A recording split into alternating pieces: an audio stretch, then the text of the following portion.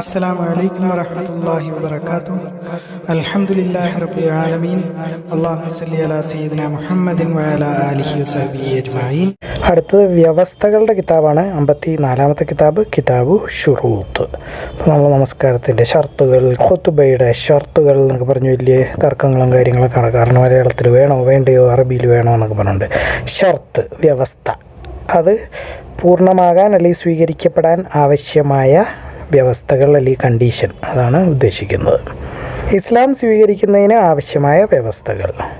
അതുപോലെ തന്നെ കരാറിൽ ഏർപ്പെടുമ്പോൾ എന്തൊക്കെയാണ് പാലിക്കേണ്ടത്, ഇടപാടുകൾ, അതായത് വാങ്ങൽ, വിൽക്കൽ, കൊടുക്കൽ അങ്ങനെയുള്ളതൊക്കെ നടക്കുമ്പോൾ എന്തൊക്കെ വ്യവസ്ഥകളാണ് പാലിക്കേണ്ടത്. മാ യജൂസു മിനശ്ശുറൂത്തി ഫിൽ ഇസ്ലാമി വൽ അഹ്കാമിൽ മുബായഅത്തി. മർവാനും അൽ മിസ്വാർ ഇബ്നു മഖ്റമ റളിയല്ലാഹു അൻഹുമായും വിശദീകരിക്കുന്നു. അള്ളാഹുവിൻ്റെ റസൂൽ സല്ലല്ലാഹു അലൈഹി വസല്ലമയുടെ സഹാബാക്കളിൽ നിന്നാണ് വിശദീകരിക്കുന്നത്. സുഹൈൽ ഇബ്നു അംർ ഒരു സന്ധിയിൽ ഒപ്പുവെച്ചു, അതായത് ഹുദൈബിയ സന്ധിയാണത്. ഹുദൈബിയ എന്ന സ്ഥലത്ത് വെച്ച് നമ്മൾ തൊട്ടടുത്ത അധ്യായത്തിലൊക്കെ കണ്ടിരുന്നു. അതിനകത്തുണ്ടായിരുന്ന ഒരു വ്യവസ്ഥ എന്ന് പറയുന്നത്, റസൂൽ സല്ലല്ലാഹു അലൈഹി വസല്ലം അൽ മുശ്രിക്കൂനിൽ നിന്ന് ആരെങ്കിലും, അതായത് ബഹുദൈവാരാധകരായ മക്കക്കാരിൽ നിന്ന് ആരെങ്കിലും അവരുടെ ഭാഗത്തു നിന്നും റസൂലിൻ്റെ ഭാഗത്തേക്ക് പോയാൽ, അതായത് മുസ്ലിം ആയിട്ടാണെങ്കിൽ പോലും അവരെ തിരിച്ചയക്കണം. ഈ വ്യവസ്ഥ മുസ്ലിങ്ങൾക്ക് തീരെ ഇഷ്ടമല്ലായിരുന്നു. അതുകൊണ്ട് അവർക്ക് ഭയങ്കര നാണക്കേടും ബുദ്ധിമുട്ടും ഒക്കെ ഉണ്ടായി. ഇതെന്തൊരു വ്യവസ്ഥ എന്ന്. അതായത് പുതിയതായി ആർക്കും മുസ്ലിം ആവാൻ പറ്റില്ല. മക്കയിൽ നിന്ന് ആരെങ്കിലും ആയാൽ തന്നെ അവരെ തിരിച്ചുവിടുകയും വേണം, ആ മുസ്ലിങ്ങളുടെ കയ്യിലേക്ക് കൈമാറുകയും വേണം. സുഹൈൽ ഇത് ഒരു വ്യവസ്ഥയുടെ അടിസ്ഥാനത്തിലല്ലാതെ അംഗീകരിച്ചില്ല. അങ്ങനെ റസൂൽ സല്ലല്ലാഹു അലൈഹി വസല്ലം ആ വ്യവസ്ഥ അംഗീകരിച്ചു. എന്നിട്ട് അബൂ ജന്തലിൻ്റെ, അദ്ദേഹത്തിൻ്റെ പിതാവായ സുഹൈൽ ബിൻ അംറിൻ്റെ അടുത്തേക്ക് പറഞ്ഞു വിട്ടു. അന്ന് മുതൽ റസൂൽ സല്ലല്ലാഹു അലൈഹി വസല്ലം ആ ഹുദൈബിയ സന്ധി നിലവിലുണ്ടായിരുന്ന കാലം വരെ ആരൊക്കെ അവരിൽ നിന്ന് വന്നുവോ അവരെയൊക്കെ മുസ്ലിം ആയിരുന്നിട്ട് കൂടി തിരിച്ച് അയച്ചു. ആ കാലഘട്ടത്തിൽ വിശ്വാസിനികളായ കുറച്ച് സ്ത്രീകൾ, Ummu Makhtoom bint Uqba bin Abu Muait ഉൾപ്പെടെ ഉള്ളവർ, അവർ അല്ലാഹുവിൻ്റെ റസൂൽ സല്ലല്ലാഹു അലൈഹി വസല്ലമയുടെ അടുത്തേക്ക് വന്നു. അവൾ അപ്പോൾ വളരെ ചെറുപ്പക്കാരിയായിരുന്നു. അവരുടെ ബന്ധു റസൂൽ സല്ലല്ലാഹു അലൈഹി വസല്ലമയുടെ അടുത്തേക്ക് വന്നു. എന്നിട്ട് പറഞ്ഞു അവളെ തിരിച്ചയക്കണം. അവരെ മാത്രം റസൂൽ സല്ലല്ലാഹു അലൈഹി വസല്ലം തിരിച്ച് അയച്ചില്ല. കാരണം ഈ ആയത്ത് അവതരിച്ചു സ്ത്രീകളെ സംബന്ധിച്ചുകൊണ്ട്. വിശ്വാസിനികളായ സ്ത്രീകൾ നിങ്ങളിലേക്ക് നാട് വിട്ടുകൊണ്ട് വന്നാൽ, അല്ലെങ്കിൽ മുഹാജിർ ആയി അല്ലെങ്കിൽ ഹിജ്റ പുറപ്പെട്ടുകൊണ്ട് വന്നാൽ അവരെ നിങ്ങൾ പരീക്ഷിക്കുക.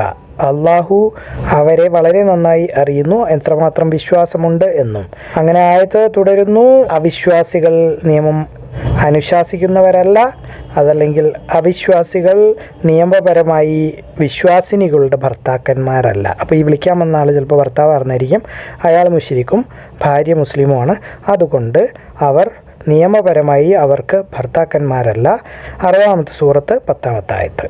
ചില വ്യവസ്ഥകളിൽ നിന്ന് മനസ്സിലാവേണ്ടത്, നമ്മൾ എഴുതി വച്ചിട്ടുണ്ടെങ്കിൽ പോലും അത് അനുവദനീയമാണ്, ചിലതൊന്നും അല്ല.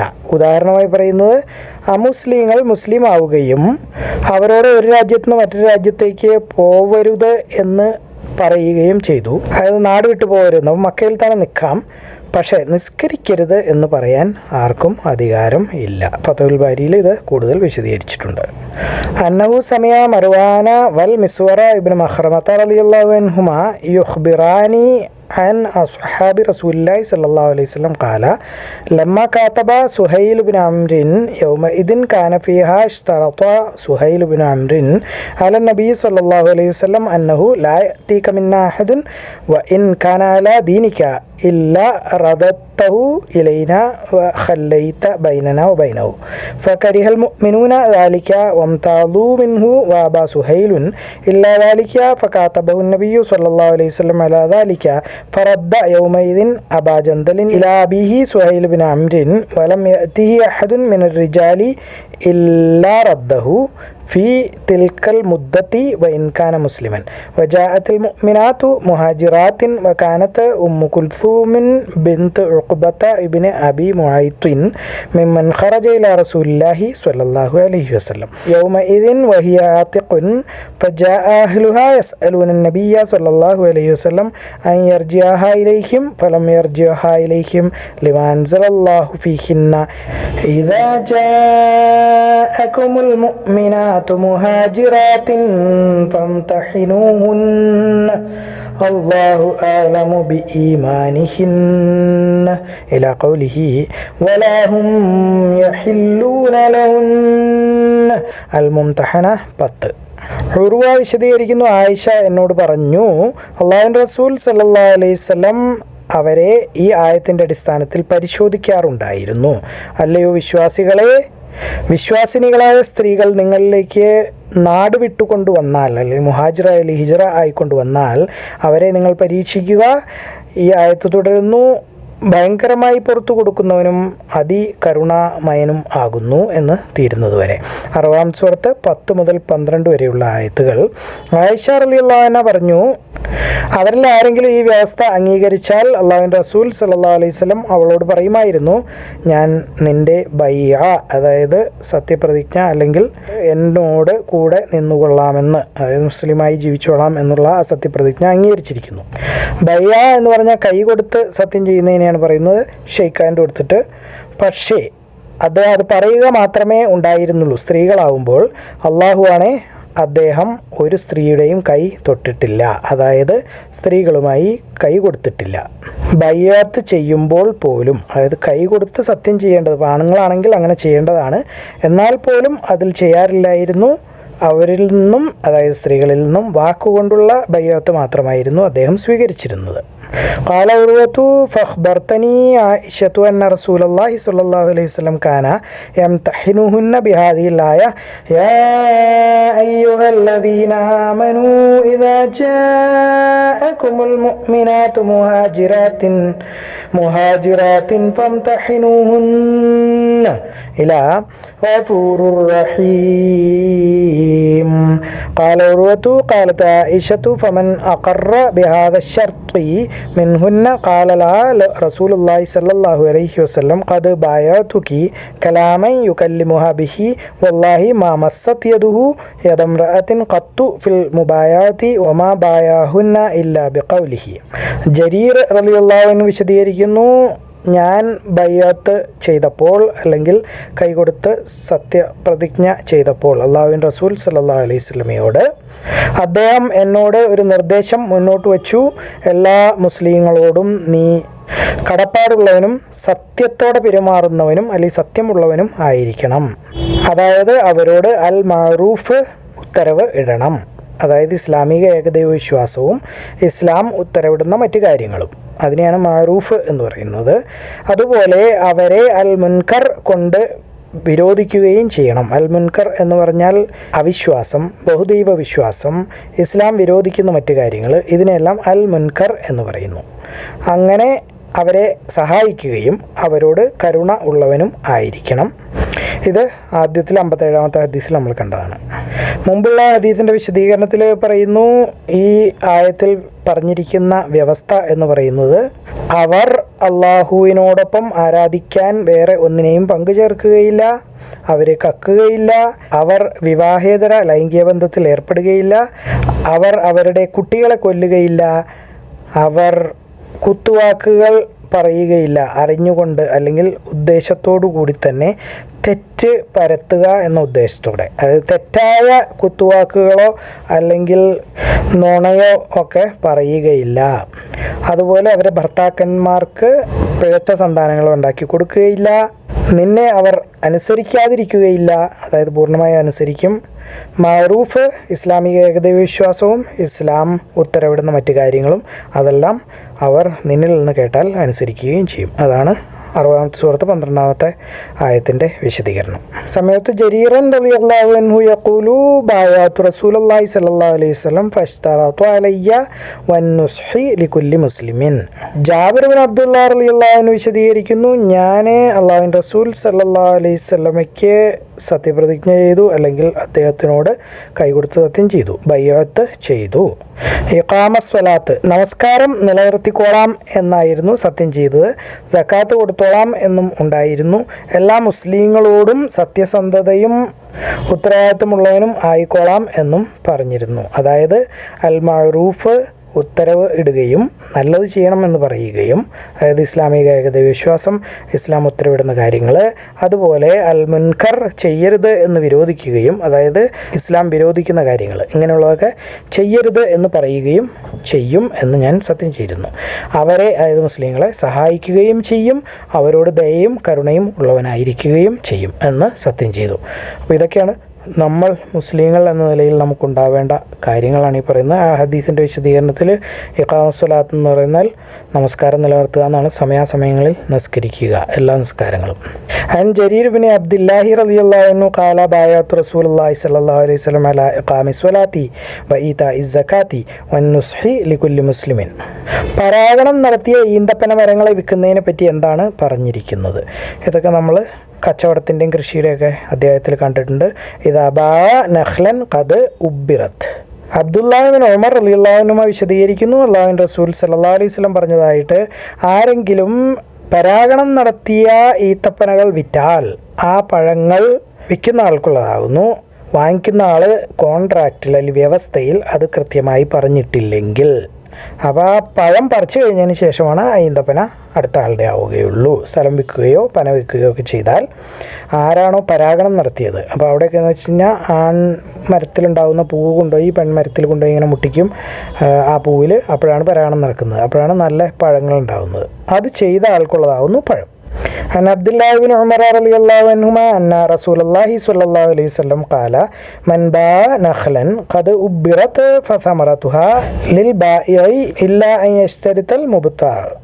വിൽക്കുന്നതിൻ്റെ വ്യവസ്ഥകൾ അശ്ശുറൂത്തി ഫിൽ ബുയൂഇ. ഉർവ വിശദീകരിക്കുന്നു, ആയിഷ റളിയല്ലാഹു അൻഹ എന്നോട് പറഞ്ഞു, ബരീറ അവരുടെ അടുത്തേക്ക് വന്നു സഹായം അഭ്യർത്ഥിച്ചുകൊണ്ട്. അവരടിമയായിരുന്നു. സ്വാതന്ത്ര്യത്തിൻ്റെ കോൺട്രാക്റ്റ് അല്ലെങ്കിൽ വ്യവസ്ഥ എഴുതിയുണ്ടാക്കാൻ വേണ്ടിയിട്ടായിരുന്നു. അവരുടെ വില ഒന്നും അന്നേരം കൊടുത്തിട്ടുണ്ടായിരുന്നില്ല. അപ്പോൾ അടിമകൾ എന്ന് പറയുന്ന അവർ പണിയെടുത്ത് സമ്പാദിച്ചുണ്ടാക്കുന്ന കുറച്ച് പൈസയൊക്കെ ഉണ്ടാവും അവരുടെ കയ്യിൽ, അത് കൊടുത്ത് ഒഴിവാക്കാം. അതല്ലെങ്കിൽ ദാനം കിട്ടുന്ന പൈസ വാങ്ങിച്ച്, അതല്ലെങ്കിൽ മറ്റുള്ളവരുടെ സഹായം കൊണ്ട് പൈസ വാങ്ങിച്ച് കൊടുത്ത് സ്വതന്ത്രനാവുന്നൊരു പരിപാടി അന്നും ഉണ്ടായിരുന്നു. അതിൻ്റെ കാര്യമാണ് ഈ പറയുന്നത്.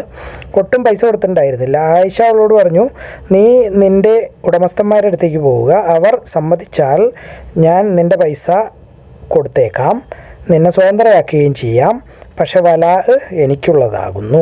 നമ്മളിതൊക്കെ ഒരുപാട് കണ്ടതാണ്.